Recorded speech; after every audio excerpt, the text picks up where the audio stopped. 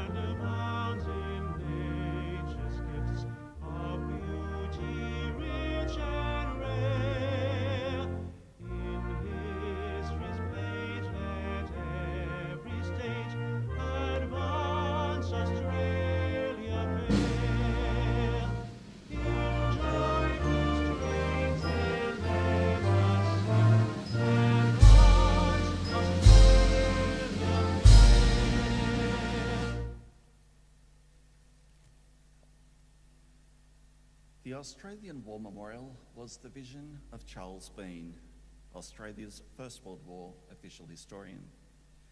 Bean landed with the Australian troops on Gallipoli and stayed with them at the front through to the end of the war.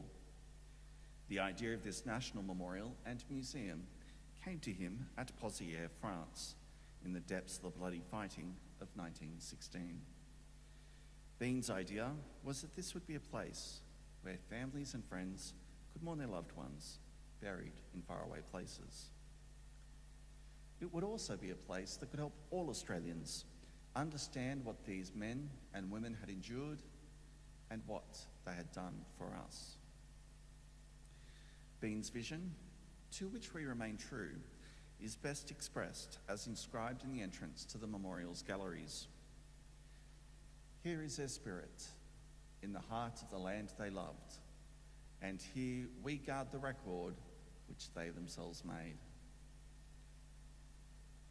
Tonight, we'll read the story behind just one of those on the Roll of Honour, which lists the names of more than 102,000 men and women who have given their lives for us in war and on operations for more than a century. But first, we present a lament, Flowers of the Forest. Wreaths or floral tributes will now be laid at the base of the Pool of Reflection.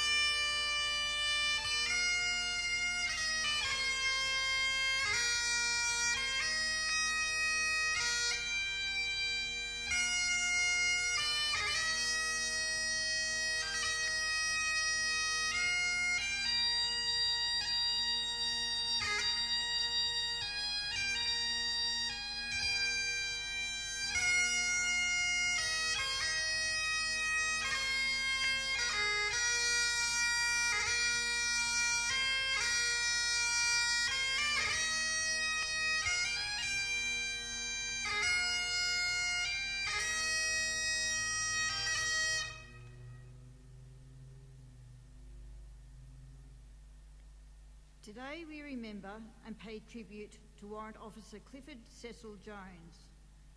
Clifford Jones was born to Abraham and Elizabeth Jones on the 18th of July 1920 in the Brisbane suburb of Windsor.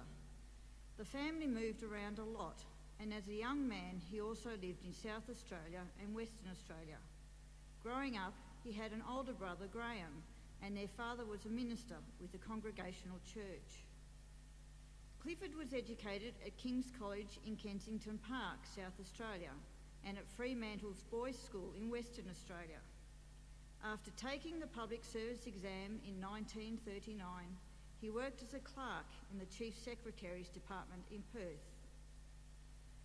Jones enlisted in the Royal Australian Air Force on the 23rd of June 1941 at the age of 20. He trained as a navigator and in May 1942 was made sergeant. He embarked for overseas service from Brisbane on the 21st of April 1943, arriving in Canada in May. As part of the Empire Air Training Scheme, he was one of almost 27,000 RAAF pilots, navigators, wireless operators, gunners and engineers who joined Australian and British squadrons in Britain throughout the course of the war. Jones underwent months of training in Canada and in May 1943 was promoted to flight sergeant. The next month he left for the UK. Further specialist training followed, and in May 1944 he was made warrant officer. On the 6th of June, he was posted to number 467 Squadron RAAF. As part of the Bomber Command, the squadron flew the 4-engined Avro Lancaster heavy bomber. On the night of the 7th of July, Bomber Command launched a major raid on the flying bomb storage site at Saint-Ledeveron in France. Jones was a navigator aboard Lancaster POU, which took off shortly before 10:30 p.m. Cloud cover meant that the bombers had to fly low to see the target, and as a result, 31 Lancaster was shot down by enemy fire. One of the aircraft that did not return to base was Jones's Lancaster, which crashed at the town of Courjon, about 95 kilometres southwest of the target. There were no survivors. Those killed with Warrant Officer Jones were Australians Flying Officer Philip Ryan, Flight Sergeants Vern Cockcroft, Leonard Porritt and James Stephen, Sergeant William Kilworth and British Sergeant George Hayes. The airmen were buried by the townspeople in a moving ceremony, and after the war, the remains of Warrant Officer Jones were identified and reinterred there under the inscription, "A son and brother, beloved and ever remembered." He was 23 years old. The locals at Courjon held annual ceremonies at the cemetery for years afterwards in honour of the men killed, and a monument was erected there in 1951. Warrant Officer Clifford Jones' name is listed on the Roll of Honour on my left, among almost 40,000 Australians who died while serving in the Second World War. His photograph is displayed today beside the pool of reflection. This is but one of the many stories of service and sacrifice told here at the Australian War Memorial. We now remember Warrant Officer Clifford Cecil Jones, who gave his life for us, for our freedoms, and in the hope of a better world.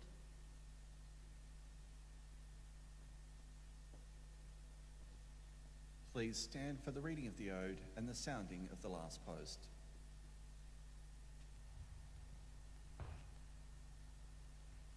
They shall grow not old as we that are left grow old. Age shall not weary them, nor the years condemn. At the going down of the sun, and in the morning, we will remember them.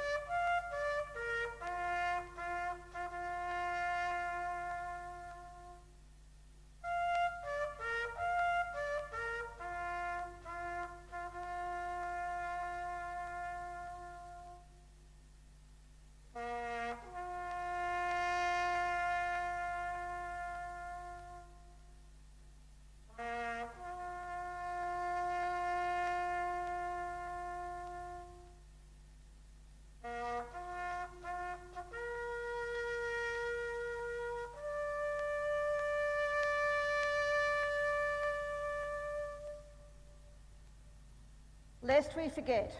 Lest we forget.